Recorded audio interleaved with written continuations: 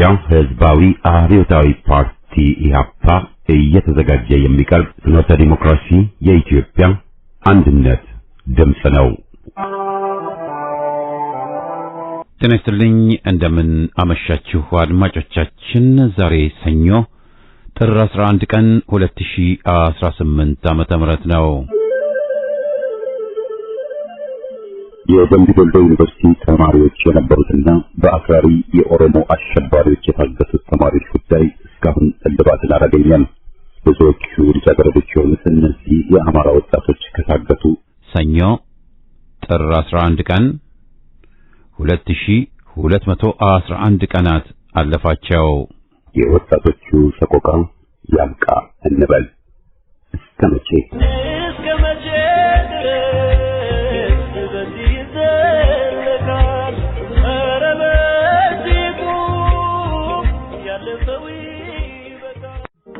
በቅድሚያ ለኢትዮጵያ ኦርቶዶክስ ተዋሕዶ እምነት ተከታዮች በሙሉ እንኳን ለብርሃነ ልደቱ በሰላም አደረሳችሁ እንላለን።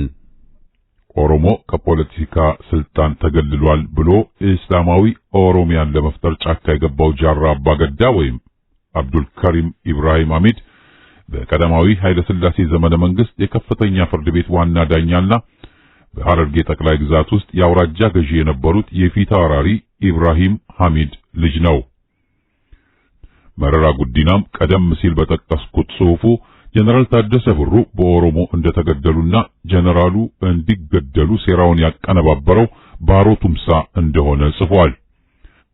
በጃዋር መሐመድ የሚመራውና የዘር ፍጅቱን ያካሄደው ቄሮም የተደራጀው ሩዋንዳ የተካሄደውን የዘር ፍጅት ያካሄዱትና በቱትሲዎች ጥላቻ የሰከሩ ወጣቶች ህብረት የነበረውን የኢንተርሃምዌ ትጥቅና ዝግጅት እንዲኖረው ተደርጎ ነው። የኦሮሞማ ፖለቲካ ሴራ በሚል ርዕስ ፋኖ መኳንንት ከቢዘሞ ወለጋ የላከልን ትንታኔ ነው።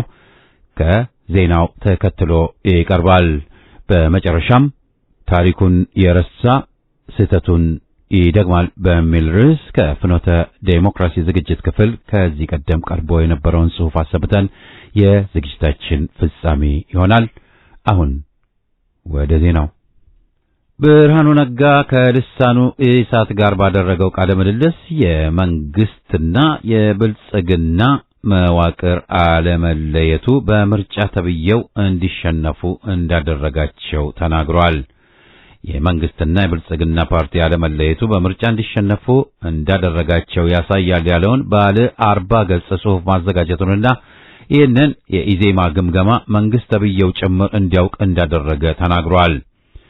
የመንግስትና የፓርቲ መዋቅር አለመለያየቱን ለኢዜማ ሽንፈት ምክንያት እንደሆነ የነገረን ብርሃኑ ነጋ ለመሸነፋችሁ ዋናው ምክንያት ተቃዋሚ ፓርቲ ሆናችሁ ሳለ ከምትታገሉት ገዢ ፓርቲ ጋር አብራችሁ በመስራታችሁና እናንተንና ገዢውን ፓርቲ በመምረጥ መካከል ልዩነት ባለመኖሩ የተነሳ ነው ያልተመረጣችሁት የሚሉ ሰዎች አሉ ተብሎ ሲጠየቅ እኛ የምንሰራው ከመንግስት ጋር እንጂ የብልጽግና ፓርቲ ጋር አይደለም ሲል አዘጋጀነው ያለውን ባለ 40 ገጽ ግምገማ በአፍጢሙም ቢደፋ ተቃራኒ መልስ ሰጥቷል።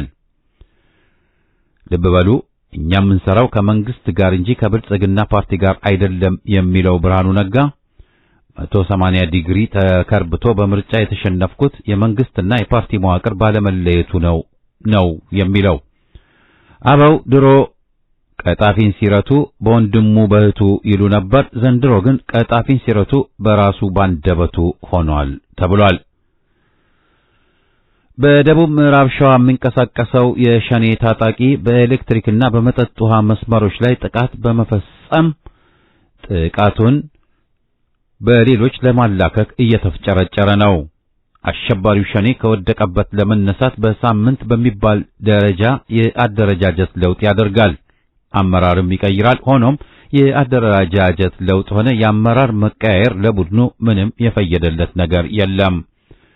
ለአብነትም በደቡብ ሸዋ የሚንቀሳቀሰው የቡድኑ ክንፍን ብንወስድ በዚህ ዓመት ብቻ ከ6 በላይ አመራር ተቀያይሮበታል። ከዚህ የተነሳ በቡድኑ እንቅስቃሴ ተስፋ የቆረጡት ጃል ዋሚና ጃል መሮ ፊታቸውን ወደ ህዝብ መሰረተ ልማቶች አዙረዋል ተብሏል። የአጥፍቶ ጠፊ እንቅስቃሴያቸውንም ወደፊት ለመግፋት እየተፍጨረጨሩ ነው። በዚህም በሶዶ ዳጪ እና በቾ ወረዳዎች ላይ የመብራትና የውሃ መስመሮች እንዲቆረጡ ትዕዛዝ አስተላልፈዋል። ይህም ቡድኑ ምን ያህል የከሸፈ እንደሆነ ቁልጭ አድርጎ ያሳያል ተብሏል። ለዛሬ ያለችን አጭር ዜና በዚሁ ይጠናቀቃል።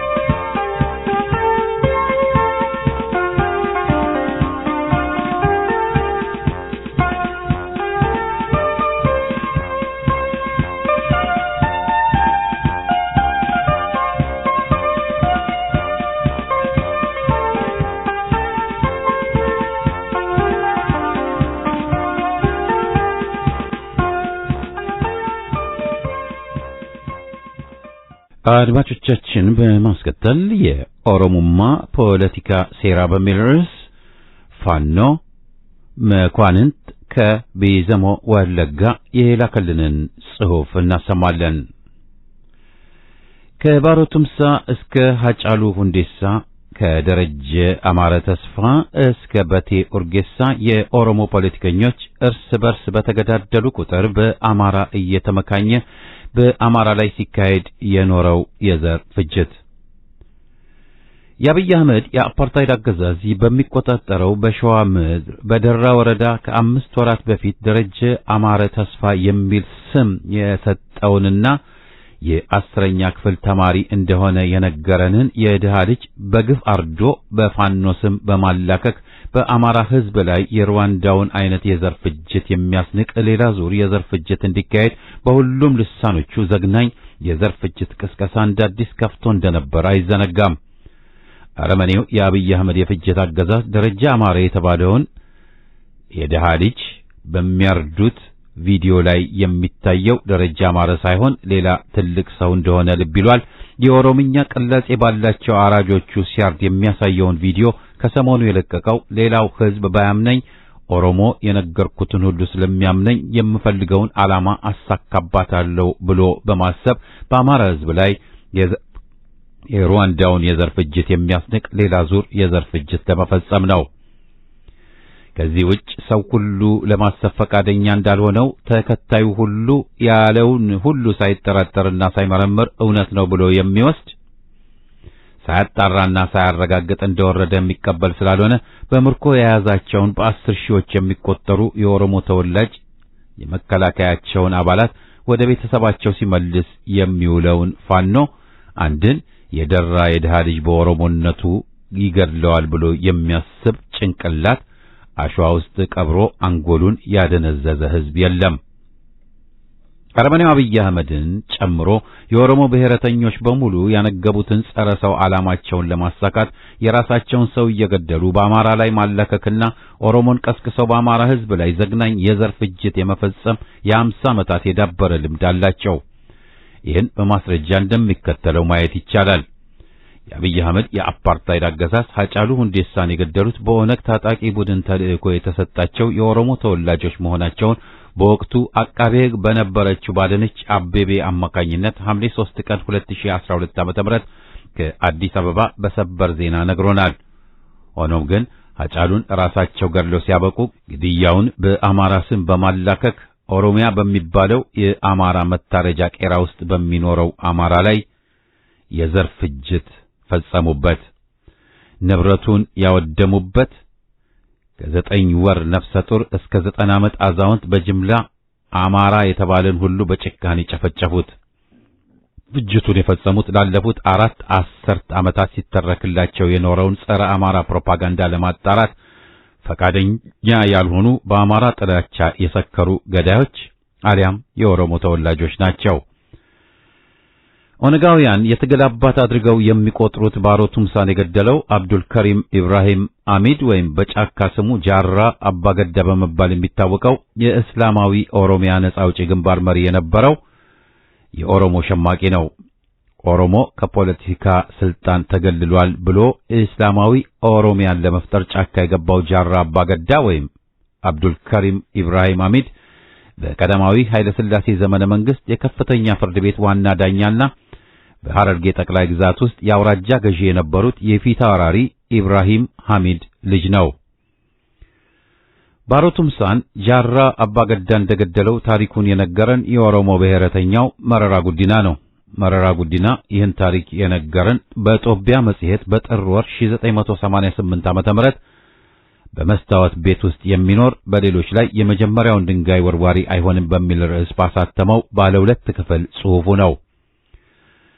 ፕሮፌሰር መሐመድ ሐሰን የኦሮሞ ብሔረተኞች አባት የሚለው ዳኛ አሰፋ ዱላ የኢትዮጵያ ሆቴል ውስጥ የተገደለው ከራስ መስፍን ልጅ ከጃራ መስፍን ጋር በጥይት ተጠዛጥሰው ሲሆን እርስ በርሳቸው የተገዳደሉበት የጠባቸው ምክንያት በመካከላቸው የተፈጠረ ቁርሾ ነው።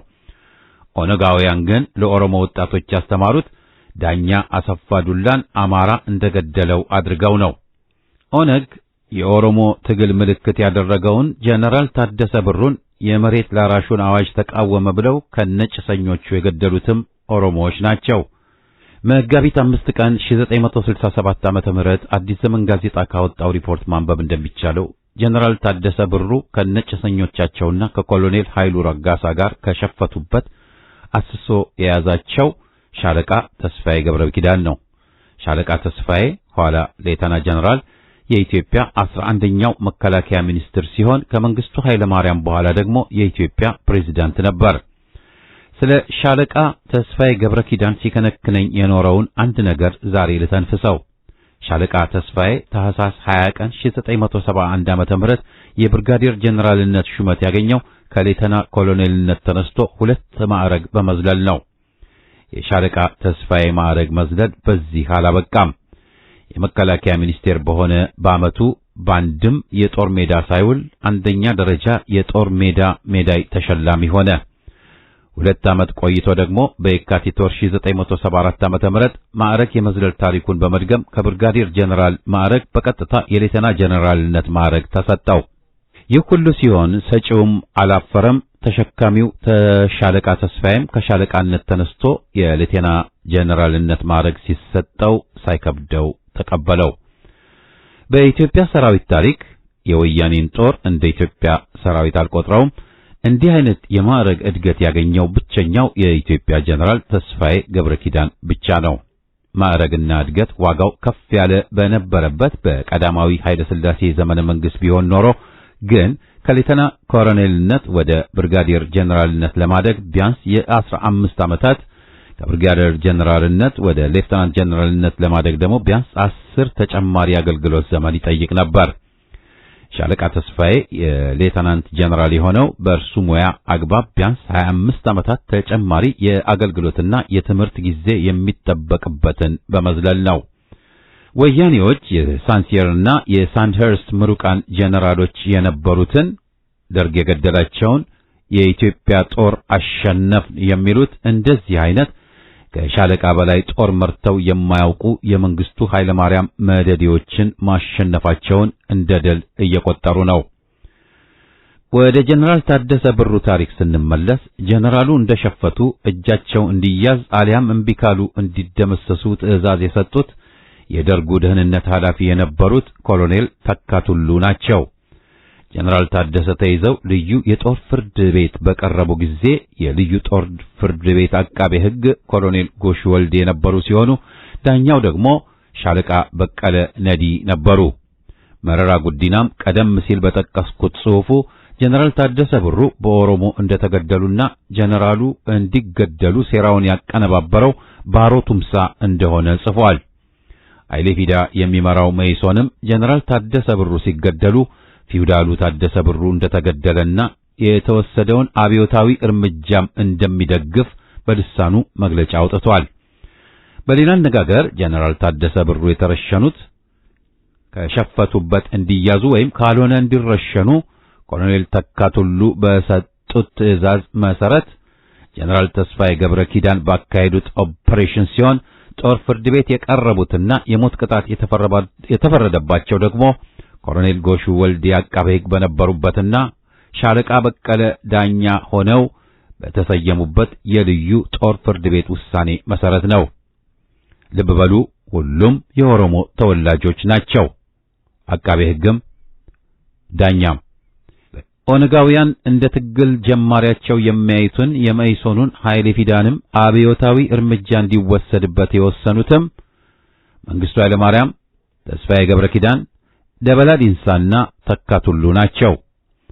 ይህ ብቻ ሳይሆን ሐውልት የቆመለትን የጡት ቆረጣ ታሪክ ሳይቀር በኦሮሞ ላይ የፈጸመው ኦነግ እንጂ አማራ አይደለም። ይህን ታሪክ ኦህዴዶችም ኦነጎችም ወያኔዎችም ያውቃሉ። የኦሮሞን ጡት የቆረጠው ኦነግ መሆኑን የማይሞተውን የታሪክ ምስክርነት የሰጠን የኢትዮጵያ ፕሬዝዳንት የነበረው ዶክተር ነጋሶ ጊዳዳ ነው። ነጋሶ ጊዳዳ ዳንዲ የነጋሶ መንገድ በሚል በተረከውና የህይወት ታሪኩን ባቀረበበት መጽሐፉ ገጽ 50 ላይ ኦነግ የኦሮሞ ሕዝብ ዴሞክራሲያዊ ድርጅት ሴት ወታደሮችን ማለትም ሴት የኦሮሞ ወታደሮችን ጡት ይቆርጥ እንደነበር ባይኑ ያየውን ታሪክ ነግሮናል።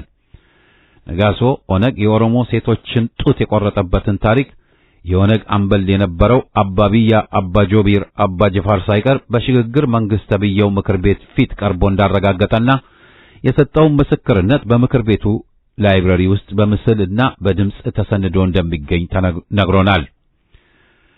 ለኦሮሞ ወጣቶች ግን እንደተነገራቸው ያደጉት ቀደም ሲል የቀረቡትን ኦሮሞዎች ሁሉ የገደላቸውና የኦሮሞን ጡት የቆረጠው አማራ እንደሆነ ተደርጎ ነው።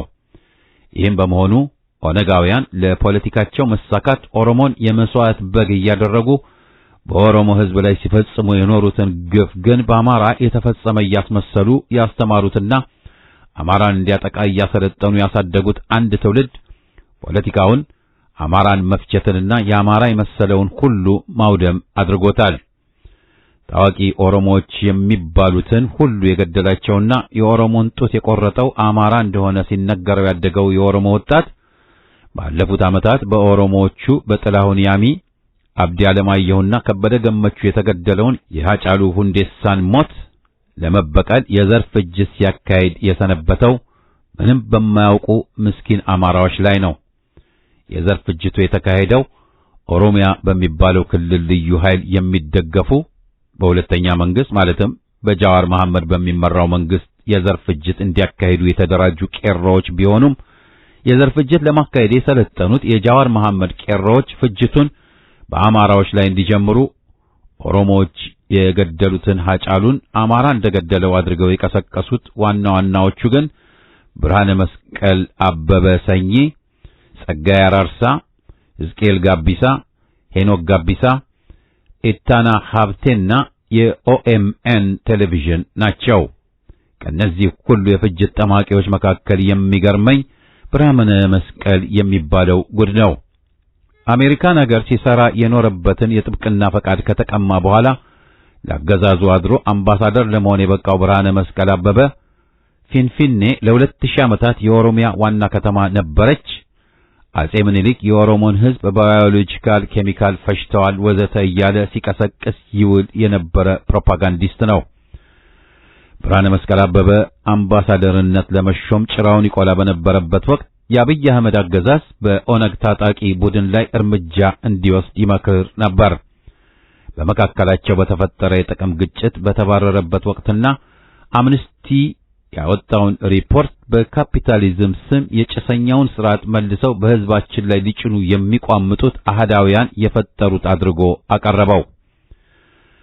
ብርሃነ መስቀል ከተባረረ በኋላ ወለጋ የሆነውን በካፒታሊዝም ስም የጭሰኛውን ስርዓት መልሰው በህዝባችን ላይ ሊጭኑ የሚቋምጡት አህዳውያን ሲል ያቀረበውን ከአብይ አህመድ ጋር ተደምሮ ሽር ብትን ይል በነበረበት ጊዜ ኦሮሚያ በሚባለው ክልል በተለይም ወለጋ ውስጥ ይካሄድ የነበረውን ግድያ ጌታቸው አሰፋ በኦሮሞ ስም ያደራጃቸው ቅጥረኛ ነፍሰ ገዳዮች በኦሮሞ ህዝብ ላይ የከፈቱት የውክልና ጦርነት በህወሓት የሚታገዝ የኦሮሞ ካባ የለበሱ ጸረ ኦሮሞ አጀንዳ አራማጆች የኦሮሞ ካባ የለበሱ ጃንጃዊድ ሽብር በማለት ይገልጸው የነበረውንና ጌታቸው አሰፋ በኦሮሞ ስም ያደራጃቸው ቅጥረኛ ነፍሰ ገዳዮች በህወሓት የሚታገዝ የኦሮሞ ካባ የለበሰ ጸረ ኦሮሞ ጃንጃዊድ ሲል በገለጻቸውና ወለጋ ውስጥ ኦሮሞን አሸበሩ ባላቸው ሸኔዎች ላይ መንግስት ትዕግስቱ አብቅቶ እርምጃ ሊወስድባቸው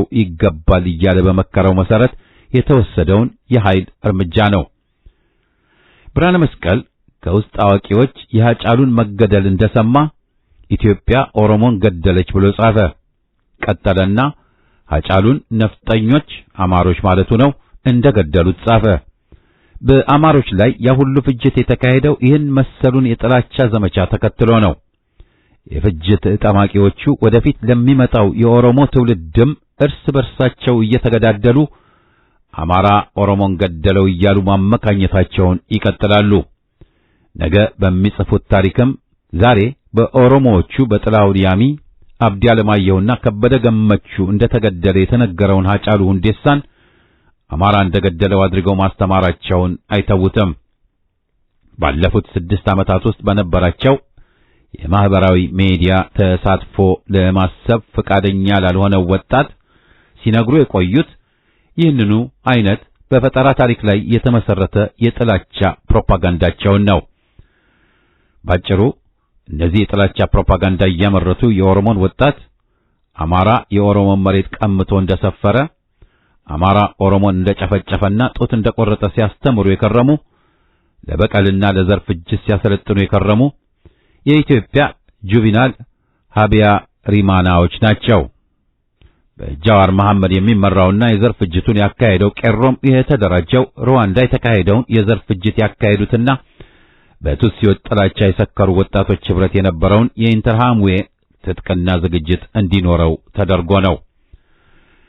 ቤተ ኡርጌሳን በድቅድቅ ጨለማ ካረፈበት ሆቴል አውጥተው በራሱ ቀበቶ የፊጥኝ ካሰሩ በኋላ በጥይት ደብድበው የገደሉት የኦሮሚያቸው ልዩ ኃይል አባላት ናቸው። ይህን የራሳቸውን ግድያ ግን ለኦሮሞ ህዝብ የነገሩት ግድያውን የኢትዮጵያ መንግስት እንደፈጸመ አድርገው ነው።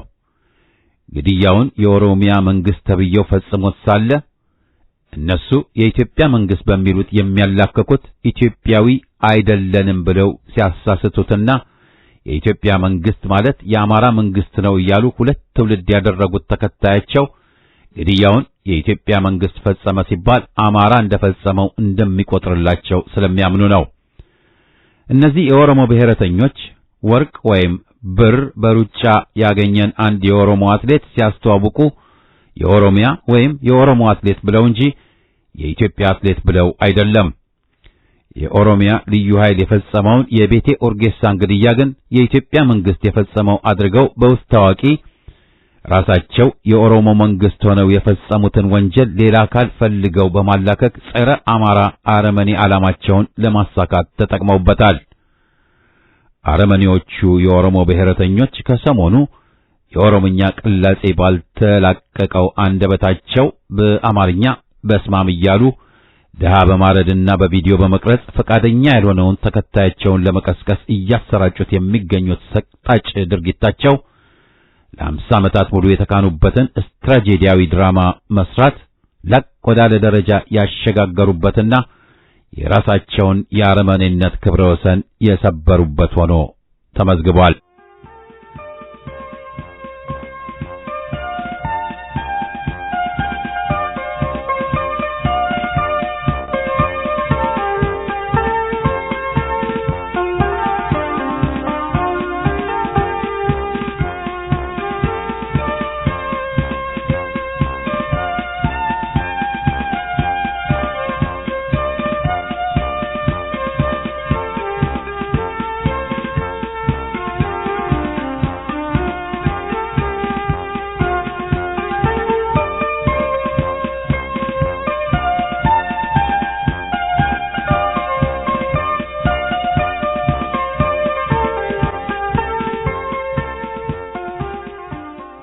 ታሪኩን ይረሳ ስህተቱን ይደግማል። የጨለማ ኃይሎችና ዘረኞች በጠቅላላው በታሪክ ላይ የሚረባረቡት አዲስና የሐሰት እውነታ ፈጥረው ሕዝብን ካሳመኑ ከግባቸው እንደሚደርሱ ስለሚያውቁ ነው። በቅርቡ አንድ ደደብ ምሁር በሉኝ ባይ ፍጡር አጼ ምኒልክን አላውቅም ሲል በጭፍን ጥላቻው ብዙዎች የተገረሙ ሲሆን አጼው ባይኖሩ ደግሞ የፈጠራ ታሪካቸው ማረፊያ መቀመጫና ማጠንጠኛ የሚያጣ መሆኑን እንኳን ሊረዳ ለመቻሉን አጋልጧል። አማራ የለም ቀረርቶ ጊዜው አልፎበታል ስንል አንገቱን ቀና አድርጓል። ቀን ተሌት ሊፈጁት የተነሱትን ሕዝብ የለም ማለቱ የማያስጠይቃቸው ስለሚመስላቸው ነው። መጽሐፍ ጻፍን ብለው ብዙውን ጊዜ በወያኔ ትብብር በያፓ ላይ የዘመቱና የሐሰት ታሪክም ያነበነቡ የከተቡ ጥቂቶች አልነበሩም አይደሉምም። አንድ የወያኔ ቅጥረኛ ለምሳሌ የጠባብ ድርጅት መሪዎች የዚሁ ድርጅት አባላት ነበሩ ብሎ ሊያሳምን ሲጥር፣ ሌላው ወናፍ ደግሞ የደርግና የድርጅቱ ጭካኔ አንድ አይነት ነበር ብሎ ለማሳመን ሲፍጨረጨር መላ ሕዝብን መወንጀል ተገዷል። መጥኔ ይስጣቸው። ታሪኩን የረሳ ትውልድ ስህተቱን ይደግማል፣ አገርንም እስከ ማጣት ሊደርስም ይችላል። ዛሬ ጽንፈኞች በኢትዮጵያ ታሪክ ላይ የባጤ ቆጡን የሚቀባጥሩት አለ ምክንያት አይደለም። ሻዕቢያ ኤርትራ የኢትዮጵያ ቅኝ ግዛት ናት ብሎ የሐሰት ታሪክ አጠንጥኖ ያደረሰውን ጉዳት ልንረሳ አንችልም። ወያኔም በ1967 ዓ.ም ሁሉም ብሔረሰቦች ይገንጠሉ ብሎ በፈረደበት አማራ ሕዝብ ላይ ሲዘምት አሌ ብሎ የተጋተረው ኢህአፓ መሆኑን ታሪክ ይመሰክራል። ሙሶሎኒ ራሱም ኢትዮጵያን ሊወር ሲነሳ ስለ ሀገራችን ብዙ ሐሰት አሰራጭቶ እንደ ወያኔ አማራውን ጨቋኝ አድርጎ አቅርቦ ራሱን ነጻ አውጪ ለማስመሰል መጣሩንም አንዘነጋም። ፈረንጆችም በጠቅሉ ይህን ሐሰቱን አስተጋብተውለታል። የዛሬው ኸርማን ኮሄን በዘመኑ ብዙ ወንድሞች ነበሩት፣ ዋሾ የዋሾ አጃቢዎች። ዛሬ ጽንፈኞቹ ስለ አጼ ምኒልክ ሆነ ስለ መላ ኢትዮጵያ የሚቀባጥሩት ከሐቅ የተጣላ ነው። የኦሮሞ ሕዝብ ዋናው ኢትዮጵያዊና እንደ ሀገር ግንባታው አካል ሆኖ ሳለ የዛሬው የታሪክ ውርጋጦች ግን ሌላ ሰነድ ሊሸጡና ሊያራግቡ በባዕዳን ተሾፍረው ተነስተዋል። በዚህም አያይዘው በኢትዮጵያ ታሪክ ኢትዮጵያዊ ድርጅቶችና አገር ወዳድ ኃይሎች ላይ መዝመታቸው የሚጠበቅ ነው። የዘንድሮዎቹ ግን ምንም መለከት ያላቸው አይመስልም። ሁሉን ኬኛ ይሉኝታና ልክ አያሳይም። ስግብግብነቱ በወያኔ የተቃኘ ግን ከወያኔ የባሰ ሆኖ ከወዲሁ ራሱን አጋልጧል። ይህ የዘረኛ መንጋ ኢምንት ለመሆኑና ሰፊውን ሕዝብ እንደማይወክል ደግሞ ግልጽ ነው። ለተወሰነ ጊዜ ስልጣን የተሰጠው አፈቀቤው የወያኔ ኮሎኔል ብዙዎችን ሊያደናግር ቢችልም የሀገር ድምፅ ከቶም ባለመጥፋቱ ገበናው ተጋልጦ ሊሰጣ በቅቷል። እነ ሜንጫን ለቤተ መንግስት ያበቃው የዘረኛ ቡድን ስብስብ ሳይውል ሳያድርም መንጋውን አሰማርቶ ሕዝብን አሳዶ ፈጅቷል። እርስ በርሱ ተሿሽሟል። አማራውን ለይቶ ገድሏል። ይህ ሊደብቁት ያልቻሉት ሐቅ ነው። አልሞከሩም ሊባል አይቻልም። ፈረንጆቹ ለውጥ መጣ ብሎ በማሳመን በዓለም ደረጃ የተቀነባበረ ዘመቻ በማካሄድ ላይ ናቸው። ሁሉም የፖለቲካ እስረኞች እንደተፈቱ አስመስለው አቅርበዋል። ሕጎችንም ሳይሻሩ ተሻሩም ብለው አወናብደዋል። ሹሙን ሊያሻሽጡት የሞከሩት ሁሉ ከንቱ የሆነው ግን ሰዎቹ ስግብግብ ዘረኝነታቸውንና ጸረ አማራነታቸውን ለደቂቃ ሊደብቁ ባለመቻላቸው ነው። ግድያው፣ መፈናቀሉ፣ ጋዜጠኞች አፈናውና እስራቱ ልፈፋቸውን ራቁቱን አስቀርቶታል። ለተወሰነ ጊዜ ሹሞቹ የረጩት አደናጋሪ ንግግር ውሎ አድሮ እንደ ጠዋት ጤዛ ሆኗል። ተነቅቶበታል። ሳይቆይ ጎርንቶ እጅ ብሏል። ባለሜንጫዎቹ ራሳቸው በግፋቸውና ጸያፍ ንግግራቸው ውድቅ አድርገዋቸዋል። በስልጣን ላይ ያለው ያው የወያኔ ኢህአዴግ ቀጣይና ዘረኛ ስርዓት አገዛዝ መሆኑን ሕዝብ አውቋል።